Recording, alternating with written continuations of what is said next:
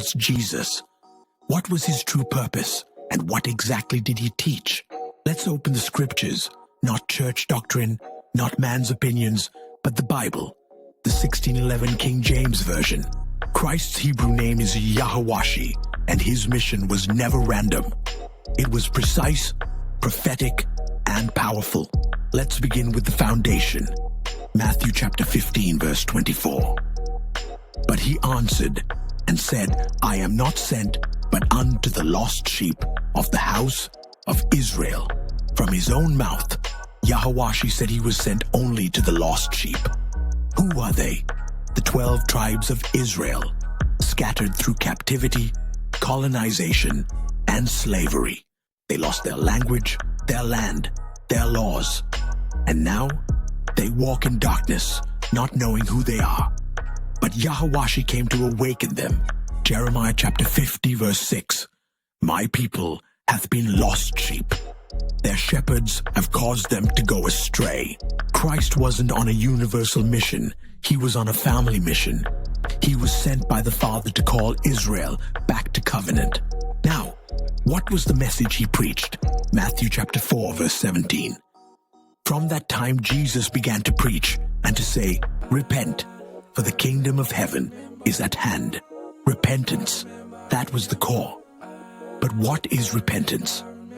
For John chapter 3 verse 4 tells us, Whosoever committeth sin transgresseth also the law, for sin is the transgression of the law.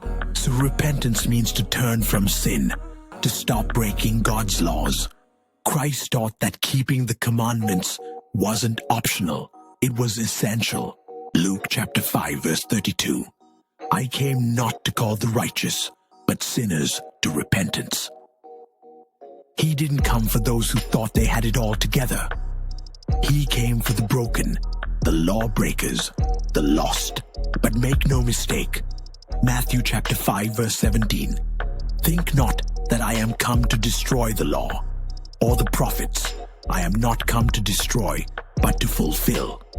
Verse 19 continues, Whosoever therefore shall break one of these least commandments, and shall teach men so, he shall be called the least in the kingdom of heaven. So many claim Christ did away with the law. But he said the opposite. He fulfilled prophecy. He didn't erase the commandments. He lived them, and he commanded us to do the same. Why was his sacrifice so important? Acts chapter 5 verses 30 and 31. The God of our fathers raised up Jesus, whom ye slew and hanged on a tree.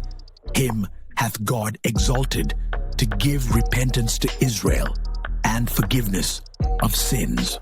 He died for Israel's sins, not for the world, not at that time, but for the covenant people. This matches the prophecy in Isaiah chapter 53, verse 5. But he was wounded for our transgressions, he was bruised for our iniquities. Christ fulfilled the role of the sin offering. Let's talk about how he taught. Matthew chapter 7 verse 28-29. The people were astonished at his doctrine, for he taught them as one having authority. He didn't teach like a soft-spoken church pastor. He taught with boldness, direct from the scriptures. He quoted Moses, Isaiah, Psalms, and the prophets. His doctrine wasn't a new religion.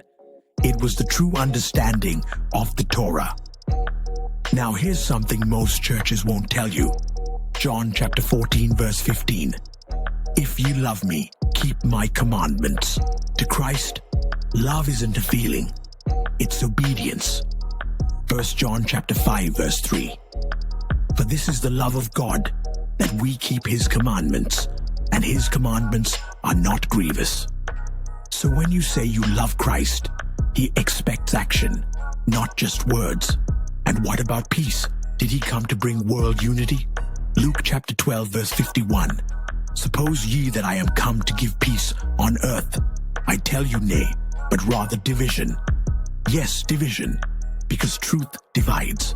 It separates light from darkness, wheat from tares, those who obey from those who rebel. The word of God is quick and powerful and sharper than any two-edged sword, for the word of God is quick and powerful and sharper than any two-edged sword. Christ came to cut through deception.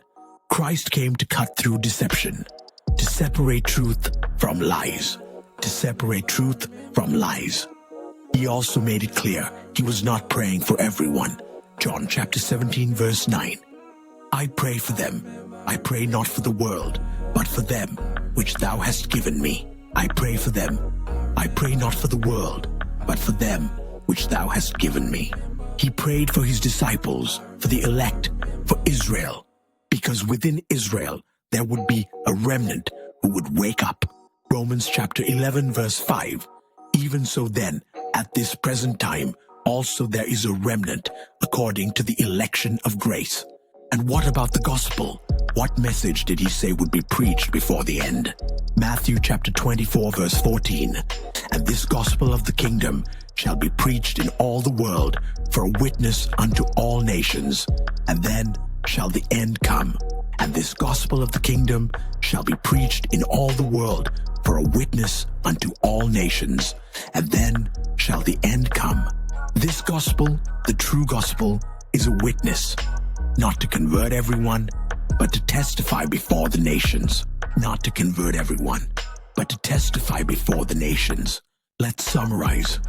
Christ's true mission was to gather the lost sheep of Israel, to call them to repentance, to fulfill the law, not destroy it, to die for Israel's sins, to teach with authority and power, to restore obedience to the commandments, to divide truth from falsehood, and to prepare the elect for the coming kingdom. This was his doctrine. This was his assignment. He came for you, Israel, not to entertain, but to awaken. And the time is now.